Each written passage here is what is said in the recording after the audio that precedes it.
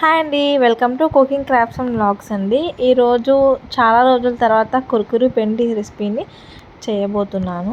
ఎప్పుడు రొటీన్గా తిన్నదే తినడం అంటే అస్సలు మా వల్ల కావట్లేదు అనమాట. అందుకే వెరైటీగా ట్రై చేద్దాం అనేసి ఈ విధంగా అయితే రెసిపీ చేశాను.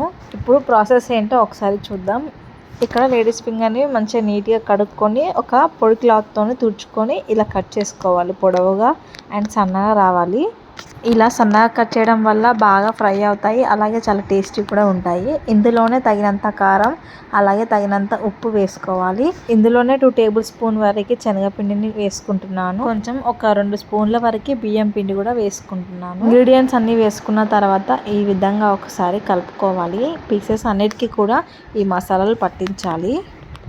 ఇలా కలుపుకున్న తర్వాత ఇందులో కొంచెం పసుపు కూడా వేసుకోవాలి. ఇలా వేసుకొని మొత్తం ఒకసారి కలుపుకోవాలి. ఇప్పుడు ఇలా కలుపుకున్న తర్వాత ఒక ప్యాన్ పెట్టుకుందాం.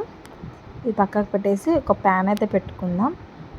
దీంట్లో నేను ఆయిల్ అనేది కొంచెమే వేస్తున్నాను అండి, మరీ ఎక్కువ వేయకూడదు.